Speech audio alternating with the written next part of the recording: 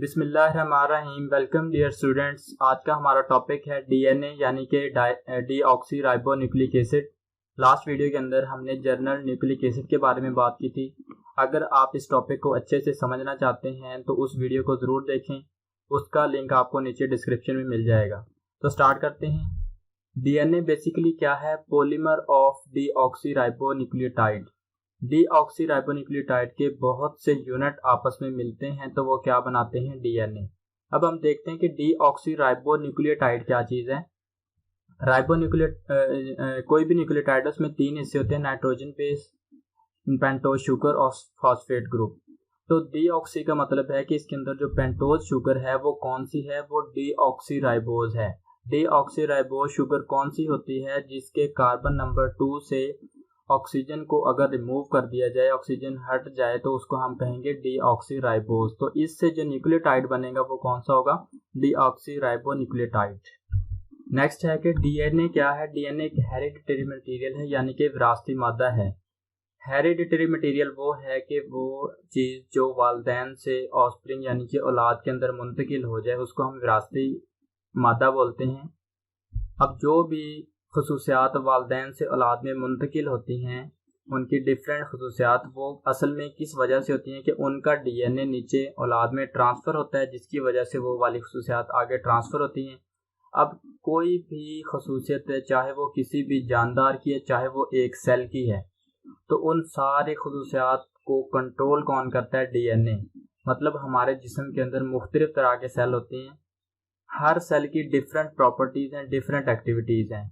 फर्ज करेंगे, हम एग्जांपल लेते हैं, हमारे अंदर जो रेड ब्लड सेल है उसका काम है ऑक्सीजन प्रोवाइड करना सारे सेल्स को, उसके अंदर हीमोग्लोबिन होती है, तो उसका फंक्शन डिफरेंट है, उसकी प्रॉपर्टीज़ और होती हैं। जबकि हम अगर नर्वस सिस्टम की बात करेंगे, न्यूरॉन भी एक सेल है, वो डिफरेंट फंक्शन परफॉर्म करता है, उसकी प्रॉपर्टीज़ और एक्टिविटीज़ डिफरेंट हैं। तो हर सेल ने किस सेल ने क्या काम परफॉर्म करना है, कैसे करना है, उसको कौन कंट्रोल करता है? डीएनए। नेक्स्ट हम देखते हैं कि डीएनए के अंदर न्यूक्लियोटाइड कौन कौन से पाए जाते हैं। अब हमें पता है कि नाइट्रोजन बेसिस 4 टाइप की होती हैं, एडेनिन, थायमिन, गुआनिन, साइटोसिन। तो जितनी टाइप की नाइट्रोजन बेसिस होते हैं उतनी ही टाइप के न्यूक्लियोटाइड डीएनए के अंदर पाए जाएंगे। तो नाइट्रोजन बेसिस अब थायमिन भी हो सकती है, साइटोसिन भी यहाँ पे हो सकती है, यहाँ पे गुआनिन भी हो सकती है और एडेनिन भी। तो जितनी नाइट्रोजन बेसिस यहाँ पे चेंज होगी उतनी ही टाइप के न्यूक्लियोटाइड बनेंगे। तो उसी तरह से 4 टाइप के न्यूक्लियोटाइड डीएनए के अंदर पाए जाते हैं। नेक्स्ट हम देखते हैं कि डीएनए के अंदर हमने कहा कि 4 तरह के जो न्यूक्लियोटाइड पाए जाते हैं उनके नाम क्या क्या हैं। तो न्यूक्लियोटाइड का जो नाम है वो डिपेंड करता है उसके अंदर नाइट्रोजन बेस कौन सी है। जो नाइट्रोजन बेस होगी वही उसी के हिसाब से न्यूक्लियोटाइड का नाम होगा, क्योंकि न्यूक्लियोटाइड एक जनरल सी टर्म है। जैसे आप एक जनरल बात करते हैं इंसान के अंदर तो बहुत सारे इंसान आ जाएंगे, आपकी पहचान कैसे होगी? आपके नाम से। इसी तरह से न्यूक्लियोटाइड 4 टाइप की हैं, लेकिन इनका जो नाम है वो नाइट्रोजन बेस पे डिपेंड करता है। अब देखते हैं कि फर्ज करें हमारे पास नाइट्रोजन बेस है एडेनिन, तो इस पूरे न्यूक्लियोटाइड का नाम क्या होगा? D adenosine monophosphate. इसके अंदर जो डी है वो तो शो करता है कि इसके अंदर जो राइबोज शुगर है वो डीऑक्सी राइबोज है, इसके अंदर हम शुरू में ही देख चुके हैं। अब एडिनोसिन क्या है? एडिनोसिन 2 चीज़ों को यहाँ पे शो कर रहा है कंबाइंड फॉर्म में, एक एडेनिन और पेंटोज शुगर, ये दोनों मिलके इनका नाम है एडिनोसिन। और मोनोफॉस्फेट का मतलब है यहाँ पे एक फॉस्फेट ग्रुप इसके साथ अटैच है, तो पूरा नाम इसका बन गया डी एडिनोसिन मोनोफॉस्फेट। अगर यहाँ पे नाइट्रोजन बेस गुआनिन हो जाए तो इसका नाम बन जाएगा डी गुआनोसिन मोनोफॉस्फेट। इसी तरह से अगर यहाँ पे साइटोसिन हो जाए तो इसका नाम हो जाएगा डी साइटिडीन मोनोफॉस्फेट। अगर यहाँ पे होगा थायमिन हो जाएगा यहाँ पे, तो इसका नाम हो जाएगा डी थायमिडीन मोनोफॉस्फेट। तो इस तरह से जितनी किस्म की नाइट्रोजन बेसेस हैं उतनी ही टाइप के 4 न्यूक्लियोटाइड्स हो गए।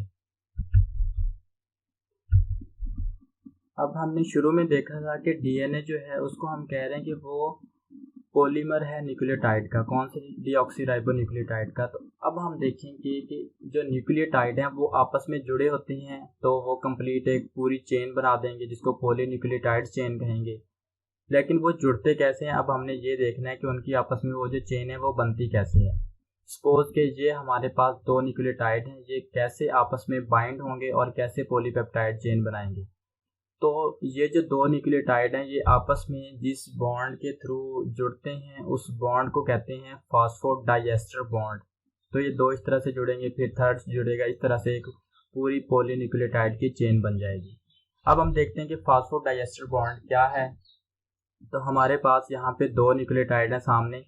अब फॉस्फोडाइएस्टर बॉन्ड के अंदर क्या होगा, एक न्यूक्लियोटाइड जो ऊपर है उसके थर्ड कार्बन से हाइड्रोक्सिल ग्रुप और नीचे वाले न्यूक्लियोटाइड का जो फास्फोरिक एसिड का हाइड्रोजन है, ये दोनों आपस में मिलेंगे और ये दोनों मिलके वाटर का मॉलिक्यूल यहाँ से रिलीज हो जाएगा और कार्बन और ऑक्सीजन के दरमियान बॉन्ड बन जाएगा। अब ये किस तरह से होगा, ये यहाँ पे देख सकते हैं कि वाटर का मॉलिक्यूल यहाँ से रिलीज हो चुका है और ये जो कार्बन और ऑक्सीजन है इन दोनों के दरमियान बॉन्ड बन गया है। इसको हम वैसे क्या नाम देते हैं, ईस्टर बॉन्ड इसको कहते हैं।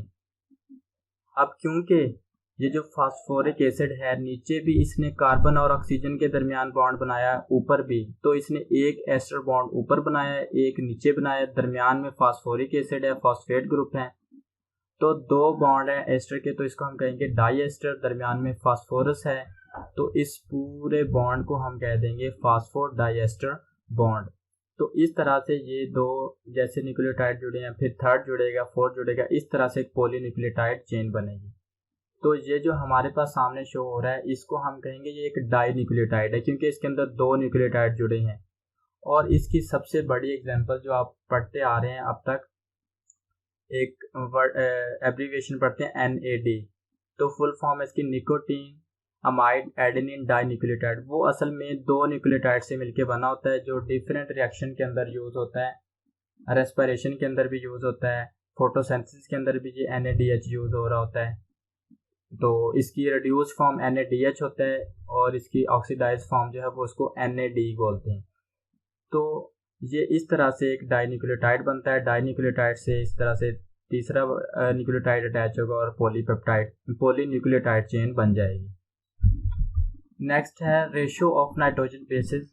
जैसे ही डीएनए डिस्कवर हुआ तो मुख्तलिफ साइंटिस्ट काम कर रहे थे, डीएनए के स्ट्रक्चर को समझने की कोशिश कर रहे थे। तो उसी दौरान में एक साइंटिस्ट था इरविन, तो इसने क्या किया, हमने कहा है कि डीएनए के अंदर 4 तरह की नाइट्रोजन बेसेस होती हैं, एडेनिन, थायमिन, गुआनिन, साइटोसिन। तो इसने क्या काम किया, इसने देखा कि डीएनए के अंदर ये जो नाइट्रोजन बेसेस हैं चारों, ये कितनी कितनी अमाउंट में होती हैं, ये इसने इस पर रिसर्च करना शुरू कर दी। तो इसके लिए इसने क्या किया, मुख्तलिफ जानदारों का डीएनए निकाला सबसे पहले, तो जिसमें इसने इंसान का डीएनए लिया, इसके अलावा शीप का लिया, इसके अलावा एक पौधा इसके अंदर लिया, गंदम का पौधा, इसके अलावा इसने फंजाई का डीएनए। तो मुख्तलिफ जानदारों से डीएनए निकाल के तो इसने देखना शुरू कर दिया कि इसके अंदर ये जो 4 बेसिस हैं ये कितनी कितनी अमाउंट में हैं। तो चारों बेसिस को इसने स्टडी किया। इंसान के अंदर जब इसने देखा कि कितने परसेंट, 100 में से 30.9% जो है वो एडेनिन थी, 19.9% गुआनिन थी, थायमिन कितनी थी 29.4 और साइटोसिन थी 19.8। अब इसके अंदर इसने देखा कि डीएनए के अंदर जितना एडेनिन है ना, फर्स्ट नंबर पे आप देख सकते हैं ग्रीन कलर में, उतना ही थायामीन है, यानी कि इन दोनों की अमाउंट बराबर है डीएनए के अंदर, और गुआनिन और साइटोसिन की अमाउंट बराबर है, एक जैसी आ रही है। इसी तरह से इसने कंफर्म करने के लिए दूसरे जानदारों में भी देखा, तो इसमें भी ऐसा था कि जो एडेनिन और थायामीन है इसकी अमाउंट बराबर होती है, एक जैसी, और जो गुआनिन और साइटोसिन है इनकी ऑलमोस्ट एक जैसी है। वीट के अंदर भी ऐसा ही मिला और यीस्ट के अंदर भी ऐसा ही मिला। तो इसने अपनी रिसर्च के बाद एक रूल बनाया जिसको चेरेगफ रूल भी कहा जाता है। इसने उसमें एक स्टेटमेंट दी कि डीएनए के अंदर जो एडेनिन और थायामीन है इनकी अमाउंट हमेशा इक्वल होती है और गुआनिन और साइटोसिन की आपस में इक्वल होती है। तो उसी दौरान में इसने नाइट्रोजन बेसिस के बारे में स्टडी किया। तो साथ में 2 और साइंटिस्ट थे, वो डीएनए के स्ट्रक्चर को समझने के लिए एक टेक्निक का इस्तेमाल कर रहे थे जिसको कहते हैं एक्स रे डिफ्रैक्शन टेक्निक। तो उसमें जो साइंटिस्ट शामिल थे, एक था मॉरिस विल्किन और दूसरी साइंटिस्ट थी जिसको रोजालिंड फ्रैंकलिन कहते हैं। क्योंकि उस टाइम तक डीएनए का स्ट्रक्चर किसी को भी नहीं पता था कि वो देखने में कैसा है, कैसा उसका स्ट्रक्चर है। जैसे अब तो हमें पता है, लेकिन तब ये आइडिया बिल्कुल भी नहीं था। तो उन्होंने ये टेक्निक इस्तेमाल की और डीएनए का स्ट्रक्चर ड्रॉ करने की कोशिश की।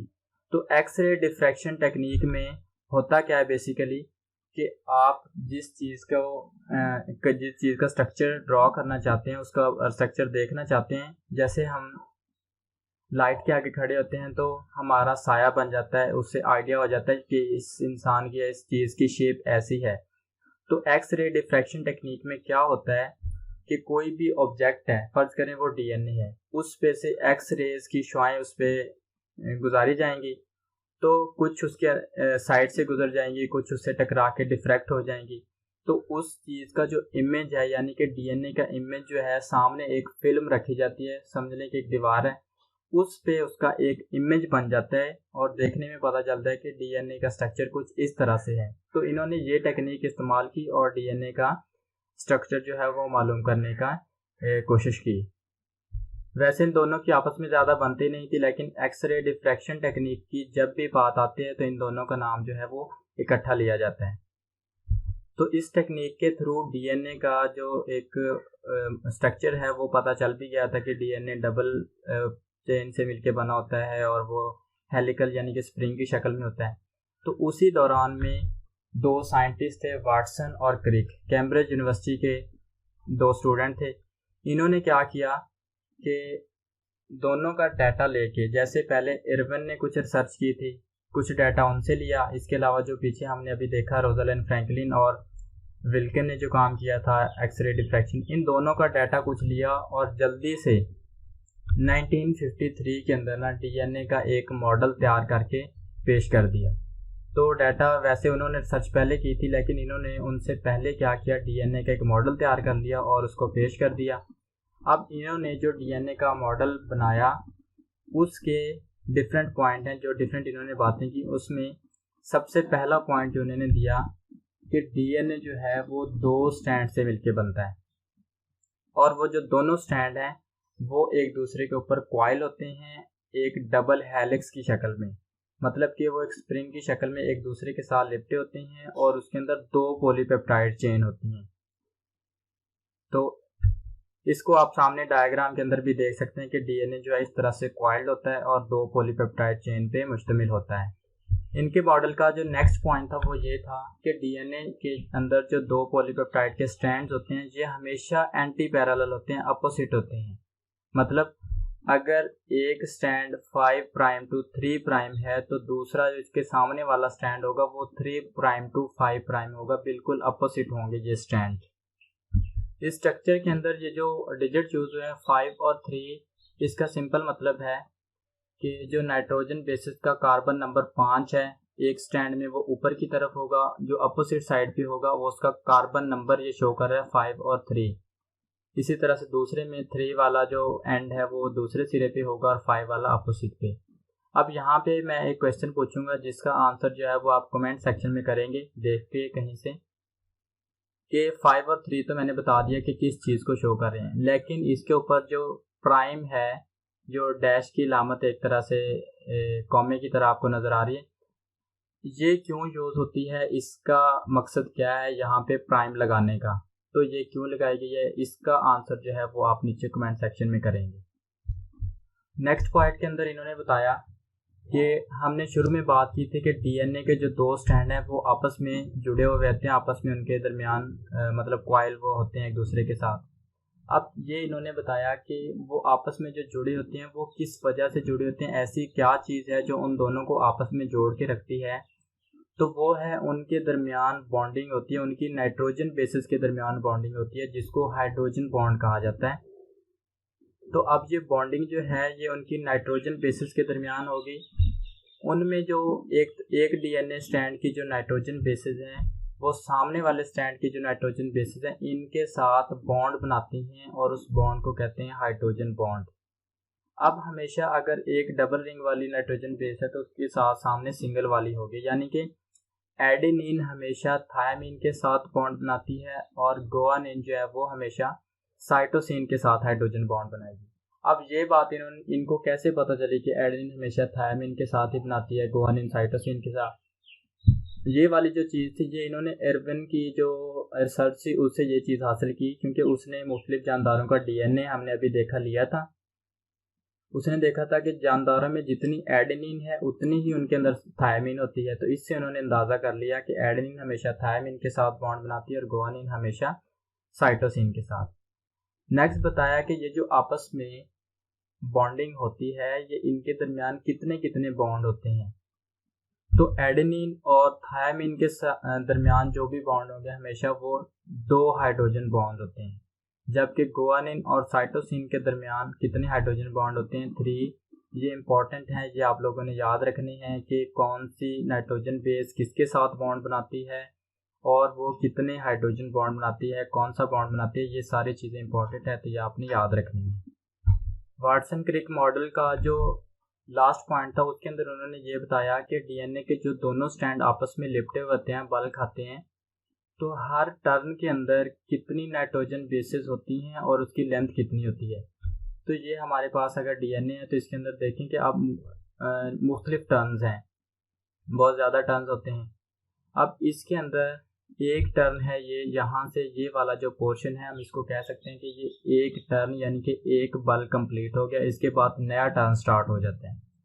तो उन्होंने देखा कि इसके अंदर जो लेंथ है यहाँ से एक टर्न की वो कितनी है, 3.4 नैनोमीटर भी इसको कह सकते हैं या इसको 34 एंगस्ट्रॉम भी कहते हैं।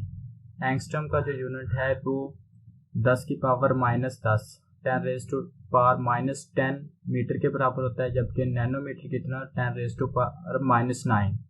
तो ये आप इसको दोनों तरह से लिख सकते हैं। ये तो थी कि हर टर्न की लेंथ कितनी होती है। अब हर टर्न के अंदर नाइट्रोजन बेस पेयर्स कितनी होंगी, तो वो हैं जी 10 बेस पेयर्स होती हैं। एक स्टैंड की 10 नाइट्रोजन बेसिस, दूसरे स्टैंड की भी 10 नाइट्रोजन बेसिस। तो इसलिए यहाँ पे जो वर्ड यूज़ है वो बेस पेयर है कि सामने वाली भी एक काउंट करनी है और एक पहले स्टैंड वाली, तो इस तरह से टोटल 10 बेस पेयर बनेंगे। तो अगर यहाँ पे आप लोगों से ये क्वेश्चन पूछा जाए कि 2 नाइट्रोजन बेसिस के दरमियान डिस्टेंस कितना होता है, तो आप इससे वो भी काउंट कर सकते हैं कि एक टर्न के अंदर जो लेंथ है वो 3.4 नैनोमीटर है और उसके अंदर नाइट्रोजन बेसिस कितनी है 10। तो 2 नाइट्रोजन बेसिस के दरमियान डिस्टेंस कितना हुआ, तो आप ये जो लेंथ है उसको डिवाइड कर देंगे 10 के ऊपर, तो जो आंसर आएगा वो क्या होगा, 2 नाइट्रोजन बेसिस के दरमियान डिस्टेंस आएगा। तो ये मेन पॉइंट है Watson Crick model of DNA के स्ट्रक्चर के बारे में जो उन्होंने दिए थे। इस पे उनको नोबेल प्राइज़ भी दिया गया था, जिसके अंदर नोबेल प्राइज़ मिला था वाटसन और क्रिक को, साथ ही इनको जो मॉरिस विल्किन है जिन्होंने एक्सरे डिफ्रैक्शन टेक्निक इस्तेमाल की थी, 2 साइंटिस्ट की हमने बात की है, तो उनमें से एक था। इन तीनों को नोबेल प्राइज़ मिला था, इन्होंने आपस में शेयर किया था, लेकिन उसमें जो साइंटिस्ट थी रोजालिंड फ्रैंकलिन वो शामिल नहीं थी, क्योंकि जिस टाइम पे इनको नोबेल प्राइज़ मिला उसकी डेथ हो चुकी थी, तो इस वजह से इन तीनों ने इसको शेयर किया। नेक्स्ट हम देखते हैं कि किसी भी ऑर्गेनिज्म के अंदर डीएनए की अमाउंट कितनी होती है। तो इसके अंदर एक चीज़ याद रखनी है कि जो डिफरेंट स्पीशीज़ के डिफरेंट ऑर्गेनिज्म होते हैं उनके अंदर डीएनए की अमाउंट भी डिफरेंट होती है, लेकिन एक ही स्पीशी के जो जानदार हैं उनकी डीएनए की अमाउंट सेम रहती है, फिक्स रहती है। मतलब कि इंसान की एक डिफरेंट स्पीशीज़ है, तो इंसान के अंदर जितने भी इंसान होंगे सब के अंदर डीएनए की अमाउंट सेम रहेगी, और डीएनए हमारे अंदर पाया की शक्ल में जाता है, क्रोमोसोम की शक्ल में। तो जितने क्रोमोसोम होते हैं तो उससे हम अंदाज़ा लगा सकते हैं कि डीएनए की अमाउंट कितनी है। अच्छा, डीएनए हमेशा सिर्फ क्रोमोसोम की शक्ल में ही नहीं पाया जाता, ये सिर्फ यूकैरियोट्स के अंदर क्रोमोसोम की शक्ल में होता है। जो प्रोकैरियोट्स हैं जिसके अंदर बैक्टीरिया आता है उसके अंदर क्रोमोसोम नहीं होते, उनके अंदर जो डीएनए वो वैसे ही पाया जाता है। अब एक ही स्पीशी के जो जानदार हैं उनका आपस में एक जितने क्रोमोसोम होते हैं, जैसे इंसान के अंदर 46 हैं। जो डिफरेंट स्पीशीज हैं उनके आपस में डिफरेंट होगा, मतलब एक बंदर की टाइप है चिंपैंजी, अब उसके अंदर 48 हैं, मेंढक के अंदर 26 होते हैं, तो डिफरेंट है। अब एक चीज़ यहाँ पे ये भी याद रखनी है कि लाजमी नहीं कि अगर 2 डिफरेंट स्पीशीज़ के क्रोमोसोम की तादाद एक जैसी है तो वो एक जैसे हो जाएंगे, कि चिंपैंजी के अंदर 48 हैं, अगर उसके अंदर 46 होते तो वो भी इंसान बन जाता, या इंसान के अंदर 48 हो जाए तो वो बंदर बन जाएगा। तो ऐसा नहीं होता। इनके अंदर डीएनए के अंदर हम पढ़ते हैं कि न्यूक्लियोटाइड की तरतीब होती है, वो भी डिफरेंट होती है। अब बंदर की ये एक टाइप है पोंगो कहते हैं, उसके अंदर भी अब 46 क्रोमोसोम होते हैं, इंसान के अंदर भी 46 हैं। तो ऐसा नहीं है कि क्रोमोसोम की तादाद एक जैसी होने से वो जानदार एक जैसा हो जाता है, उसके अंदर डीएनए की तरतीब भी मैटर करती है। तो ये हो गया, एक जानदार के अंदर एक ही स्पीशीज के अंदर सेम रहेगी, डिफरेंट स्पीशीज के अंदर डिफरेंट होगी। अब देखते हैं कि एक जानदार के जो डिफरेंट सेल्स हैं उनके अंदर क्या सारे सेल्स में क्रोमोसोम की तादाद या डीएनए की अमाउंट एक जैसी होती है? तो ऐसा नहीं। जो सोमैटिक सेल्स हैं उनके अंदर डीएनए की अमाउंट और होती है, डबल होती है। सोमैटिक सेल जितने भी सेल हमारी बॉडी के हैं अदर देन जर्म सेल, वो सारे सोमैटिक सेल्स कहलाते हैं। सोमा का लफ्ज़ी मतलब होता है बॉडी। तो हमारी जो बॉडी बनाते हैं सारे सेल्स वो सोमैटिक सेल्स कहलाएंगे। जर्म सेल से मुराद है वो सेल जो गैमेट्स प्रोड्यूस करते हैं, जैसे कि स्पर्म्स हो गया और फीमेल के अंदर ओवरी एग्स हो गया। इनके अंदर जो है वो डीएनए की अमाउंट सोमैटिक सेल की निस्बत हाफ होती है। मतलब हमारे सोमैटिक सेल में अगर 46 क्रोमोसोम हैं तो स्पर्म्स और एग्स के अंदर क्या होगी, क्रोमोसोम की तादाद 23 होगी। ये अब कैसे पता चला? एक्सपेरिमेंट किया गया डिफरेंट ऑर्गेनिज्म पे और उसके सोमैटिक और जो स्पर्म्स हैं उनके अंदर ना डीएनए की अमाउंट कैलकुलेट की गई। ये एक टेबल है जिसके अंदर चेक किया गया चिकन के अंदर, यानी कि एक बर्ड के अंदर से लिया गया चिकन और दूसरी तरफ फिश ली गई जिसको कार्प कहा गया है।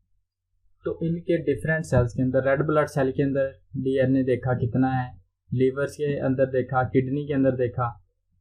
तो ये जो पहले 3 हैं ये कहलाते हैं सोमैटिक सेल्स। अब कार्प के अंदर अगर आप देख लें तो रेड ब्लड सेल के अंदर डीएनए कितना है, 3.3 पिकोग्राम। पिकोग्राम आप कह सकते हैं 10 की पावर -12 ग्राम के बराबर होता है। इसी तरह से लीवर सेल में 3.3 है, किडनी में भी। लेकिन स्पर्म्स के अंदर देखें कि ये जो हैं सेल, इसके अंदर क्रोमोसोम की तादाद या डीएनए की अमाउंट ऊपर वाले की हाफ है। तो इस तरह से हम कह सकते हैं कि जो जर्म सेल है उनके अंदर हाफ होती है और जो सोमैटिक सेल है उनके अंदर उसकी निस्बत डबल अमाउंट ऑफ डीएनए होती है। नेक्स्ट हम देखते हैं फंक्शन ऑफ डीएनए। शुरू के अंदर ही हमने बात की थी कि हमारी बॉडी के अंदर जितने भी फंक्शंस हो रहे हैं, हर सेल जो भी फंक्शन परफॉर्म करता है, मतलब डिफरेंट सेल के फंक्शन डिफरेंट टाइप के होते हैं। जैसे हमने कहा था नर्वस सिस्टम, न्यूरॉन का काम और है, रेड ब्लड सेल का काम और है, हर एक का स्ट्रक्चर भी डिफरेंट है। इसको कौन कंट्रोल करता है? ये सारी इंफॉर्मेशन डीएनए के अंदर होती है। डीएनए ये सारी चीज़ों को कंट्रोल करता है। अब हम देखते हैं कि डीएनए ये जो सारे काम करता है, कंट्रोल करता है, इसके अंदर इंफॉर्मेशन होती है, ये कैसे करता है?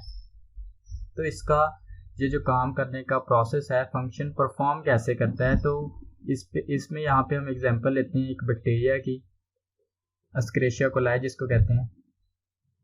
ये रॉड शेप इसकी होती है। फर्ज करें ये इसके अंदर डीएनए की लेंथ है, पूरा डीएनए इसका।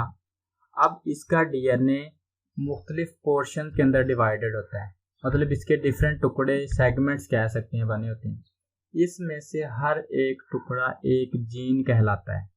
ठीक है, जीन हम क्या कहते हैं? जीन किसी भी डीएनए का कोई ख़ास सेगमेंट, उसका डीएनए का हिस्सा जो एक ख़ास ट्रेट को कंट्रोल करता है, वो जीन कहलाता है। ट्रेट का मतलब फर्ज करें हमारे अंदर कोई प्रोटीन बनती है, इंसुलिन प्रोटीन बनाती है, तो एक जीन जो इंसुलिन बनाएगा वो एक डिफरेंट जीन होगा। इसी तरह से कोई और प्रोटीन बनाता है वो डिफरेंट जीन होगा। तो इस तरह से डीएनए के जो मुख्तलिफ पार्ट्स होते हैं उनको हम मुख्तलिफ जीन्स का नाम देते हैं। अब ये जीन कैसे काम करते हैं?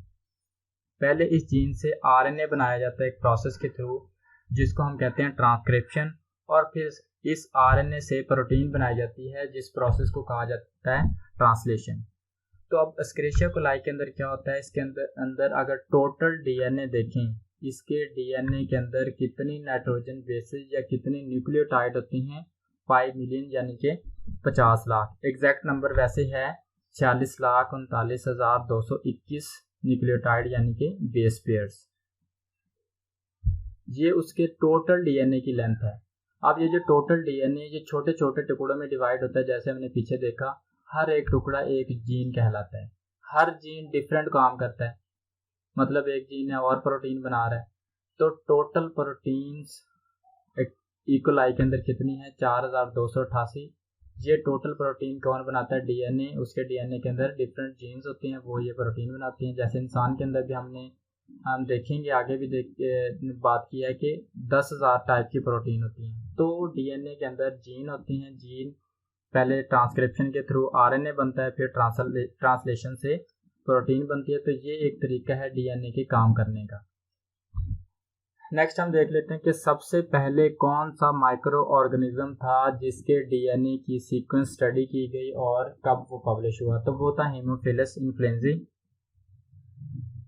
1995 के अंदर इसके डीएनए को पूरा स्टडी कर लिया गया था, सबसे पहले इसकी स्टडी की गई।